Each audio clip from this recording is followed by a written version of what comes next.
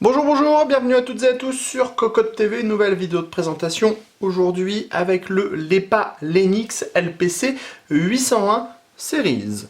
Un boîtier absolument énorme car compatible EATX qui s'offre beaucoup de fonctionnalités. Le tout fait dans les 10 kg et sera proposé à 179 € environ. On se lance tout de suite à la découverte de ce Lenix.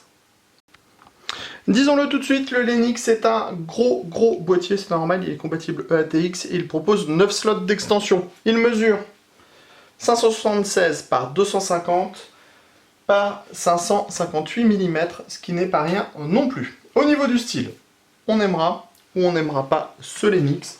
Il est plutôt agressif et plutôt massif en même temps, ce qui donne un mélange que l'on aime ou pas, on vient de le dire. Au niveau des matières, on a des parties en plastique, donc en soft touch, pour tout ce qui est en plastique, et noir avec une peinture légèrement granuleuse pour tout ce qui est en métal. Sur la façade, on va retrouver le logo de la marque, le système Hot Swap 2,5 pouces, 3 baies 5,25 pouces que l'on pourra dissimuler grâce à la porte qui coulisse, et une grille d'aération qui permettra au ventilateur de 200 mm qui est placé derrière de s'alimenter en air frais. Ventilateur qui est ici et qui pourra être remplacé par un modèle en 180 mm. Hop, pour remettre le tout en place, c'est assez facile, on fait coulisser, on enfonce et c'est bon. Passons sur le premier côté. On va trouver une porte bombée, ce qui permettra d'avoir une hauteur max disponible conséquente pour le ventira de CPU. Et on a également une petite fenêtre pour pouvoir voir à l'intérieur du boîtier. On continue à l'arrière avec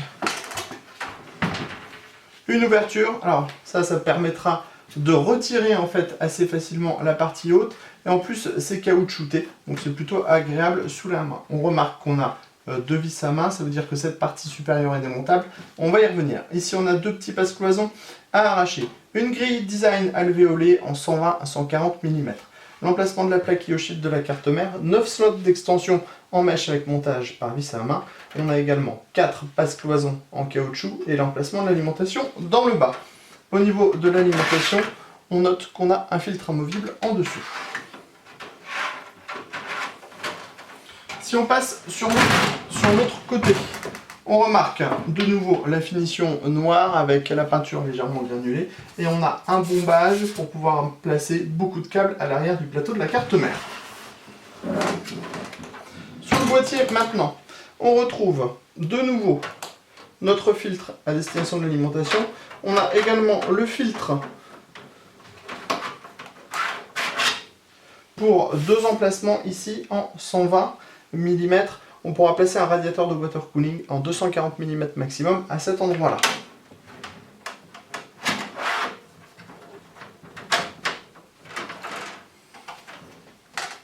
On passe maintenant sur le dessus. Alors sur le dessus, on a tout d'abord le panneau de contrôle ici. On a un Rhéobus, donc avec 3 lois en low, medium et high. Les entrées-sorties audio, 2 USB 3.0, 3 USB 2.0, un USB supercharge, le power on, le reset, les diodes d'activité. Ensuite, on l'a dit ici, c'est démontable. On retire deux vis à main.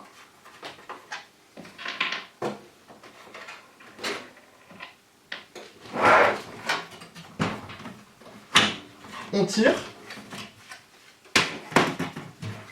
Et on a accès à cette partie-là. Ici, de base, on trouve un ventilateur en 180 mm. C'est également compatible 3 x 120 mm ou 2 x 140 mm. On pourra également placer un radiateur de water cooling en 360 mm à cet endroit-là. Pour remettre le tout en place, c'est relativement facile. Alors, on note que c'est filtré avec du mesh plastique. Pour remettre le tout en place, hop, on enfonce, on remet les vis à main et le tour est joué.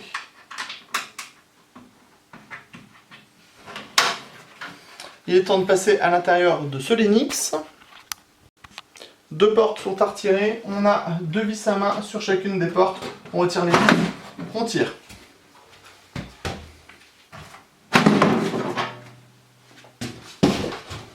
Au niveau du châssis, comme on le disait, on a beaucoup de place avec la compatibilité EATX. On a un large accès backplate, on a des passages dans le haut pour les câbles d'alimentation pour le CPU, on a de nombreux passages sur le côté et surtout on a deux rangées de passages, donc une compatible ATX et une compatible EATX, et ça c'est une très bonne chose. Ici nous avons les baies 5,25 pouces avec système de montage sans vis et automatique, avec également un dispositif qui est compatible 3,5 pouces externe, ce qui se fait de plus en plus rare. Système de montage sans vis, comme on le disait. Ensuite, on a les cages HDD. On en a 5. Elles sont occupées par des paniers qui sont compatibles 3,5 pouces et 2,5 pouces avec un système anti-vibration sur le 3,5 pouces. Au niveau des cages HDD, la cage du milieu est amovible. Donc il faudra retirer des vis comme ceci.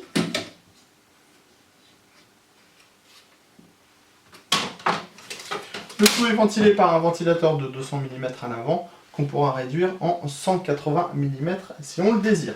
On ne pourra pas démonter par contre la cage HDD du bas.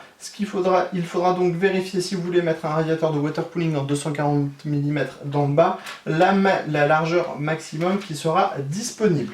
Ici, l'emplacement de l'alimentation, on a des rubbers en mousse pour limiter les vibrations. À l'arrière, on a le ventilateur de 140 mm, les 9 slots d'extension, montage par vis à main. Dans le haut, on retrouve le ventilateur de 180 mm, les 3 emplacements en 120 mm ou les 2 emplacements en 140 mm. Si l'on passe à l'arrière du plateau du Lennox, on voit l'accès backplate, les différents passages. On en a à peu près partout, ça c'est plutôt bien fait. On a des dispositifs pour mettre des colliers et ici on trouve un petit emplacement de 2,5 pouces en montage par vis. Voilà notre petit tour de ce Lennox. Donc un boîtier qu'il faudra acheter en connaissance de cause au niveau du physique parce que le design est quand même assez atypique, dirons-nous. Ça plaira à certains et ça ne plaira certainement pas à d'autres. On a une petite porte qui est pratique et sympathique, le hot swap. On a une énorme connectique sur le dessus avec même un USB power, ce qui peut s'avérer très pratique. Et on a une compatibilité en 360 mm dans le haut. Pour le prix, on le répète, le tarif sera de 179 € pour ce Lennox. Sur ce, on vous dit à très bientôt sur cocoteland.com pour nos articles et sur Cocotte TV pour nos vidéos.